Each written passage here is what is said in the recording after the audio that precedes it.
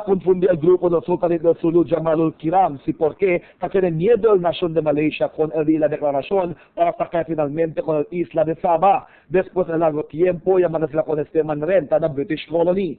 Y habla si Dato Abraham Ijirani, el portavoz del sultanate del Sulu, posible tiene cosas que esconde el Malaysia si por qué no conforme estos con las cosas para claim ahora el sultanate del Sulu. Si Ijirani habla pa imbiste el grupo de Raja Mudakiram con la autoridad de Malaysia. Después de estos una, el Kenya ataca por causa de Picuraya Bugakol del grupo y tamanda de salida con el lugar. Hindi así descansa el grupo de Kiram para pelear con el derecho al territorio, siendo el costo de esos quiera amo para enviar el ancestral land y vivir silencio.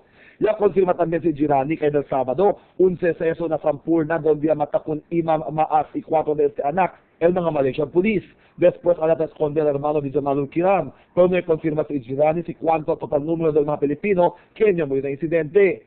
Mientras tanto, este día implementa el segundo cosa se llama News Blackout na Sabah, donde lo mismo como un ghost town también en un lugar después de evacuar a los residentes por el miedo. Ya llega también este día el oficial del DFA de Malaysia para conducir la negociación a ver para poder arreglar con el problema.